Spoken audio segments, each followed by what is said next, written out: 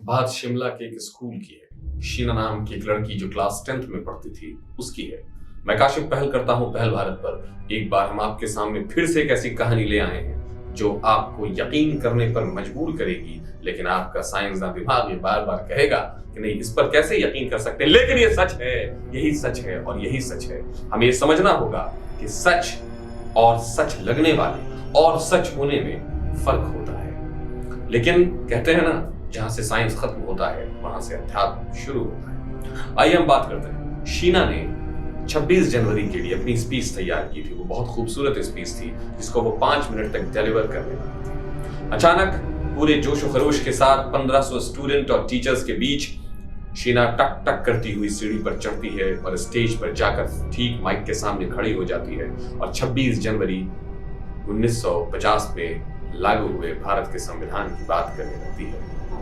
अचानक जब वो उसकी आंखों में जोश और चेहरे पर उसकी जब रोशनी होती है तो अचानक वो देखती है उन्हीं बच्चों के लाइन और रो के बगल में एक पर्पल कलर का कपड़ा पहनी हुई, गाउन पहनी हुई एक औरत सारे बच्चों के अगल बगल से या सारे लाइन से होती हुई गुजर रही है और उसको कोई नहीं देख रहा है। उसको सिर्फ और सिर्फ शीना देख रही है। और शीना, चूंकि अब शीना को पूरी स्पीच डिलीवर करनी थी, कंप्लीट करनी थी, इसलिए वो ड्यूटी बाउंड थी, इसलिए वो परेशान हो रही थी। लेकिन उसको वो औरत हर जगह एक टक नजर बिठाए देख रही थी। और कमाल की बात, जो सबसे ज्यादा हैरत और परेशान करने वाली थी, जिसने शीना के होश उड़ा दिए थे, वो ये थे कि वो शीना के अलावा और किसी को नहीं दिख रही थी, क्योंकि किसी के एक्सप्रेशन पर उसके लिए कोई रिफ्लेक्शन नहीं था।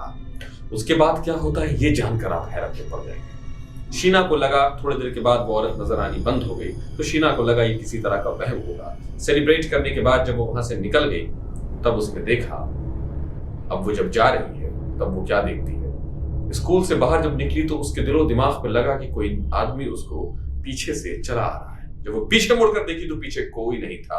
लेकिन जैसे ही वो रोड के बीच में आई, चूंकि उसको रोड क्रॉस करना था, उसने देखा कोई उसके बैग को पकड़कर उसकी गति को रोक रहा है। और जब वो पीछे घूमी, पीछे वही पर्पल गाउन वाली औरत खड़ी थी।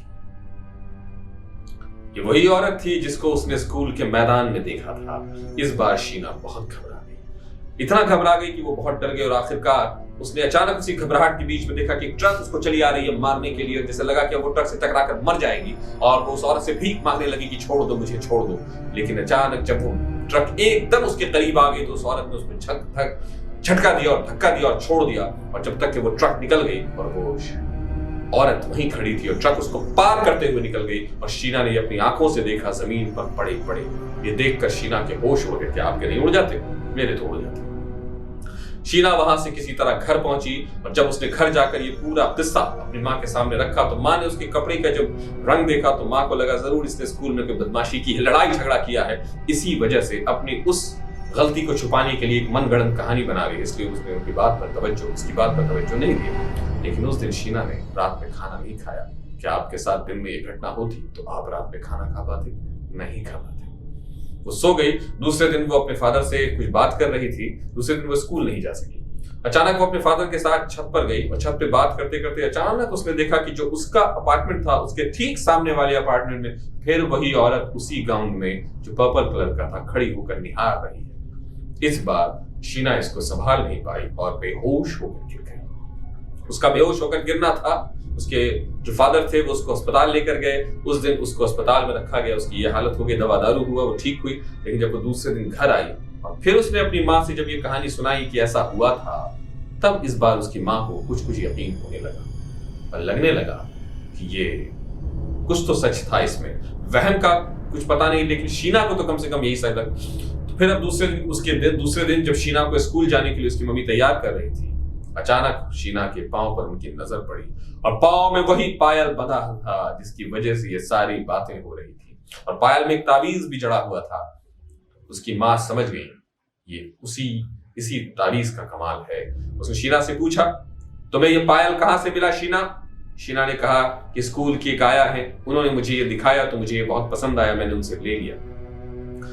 बस ये कहना था कि माँ ने जल्दी से उस पायल पे हाथ रखा। लेकिन जैसे ही उसने पायल को टच किया, बिल्कुल उनके बगल में वही पर्पल वाली औरत, इस बार शीना और शीना की माँ दोनों के रूबरू खड़ी थी। इस बार उसकी माँ बहुत डर गई, लेकिन चूंकि वो माँ थी इसलिए उनमें एक हिम्मत आ गया। उन्होंने उस पायल को खींचा और पायल को बैल्कनी से नीचे फेंका और नीचे फेंकते ही तावीज जो है वो लगता है जमीन के से टकरा करके अलग हो गया और उसी वक्त वो औरत धू धू करके जलने लगी। इस घटना ने पागल बना दी। उनके सामने की घटना है कि वो एक आत्मा, एक शरीर जल रही है। फिर दोनों, जब उसकी मदर को लगा कि नहीं अब उस आया से मिलना पड़ेगा, आखिर इसके पीछे क्या बात थी, क्या कहानी थी, जब वो वहां गई और उस आया का जिक्र किया, एक बूढ़ी औरत थी, वो ऐसी ऐसी लगती थी। और जब कुछ फोटोज दिखाए गए, उसने देखा तो स्कूल अथॉरिटीज ने बताया इस आया को मरे हुए 25 साल हो गए। पुरानी तस्वीरों में उसी गाउन में पर्पल कलर की वो औरत वहां खड़ी रहती थी। आप स्टोरी समझ गए होंगे। ये घटनाएं ऐसी होती हैं मेरे सुनने वालों कि अगर आपके साथ हो तब यकीन होता है, नहीं हो तो एक कहानी होती है। बने रहिए पहल भारत पर, हम आपके सामने दूसरे भी किस्से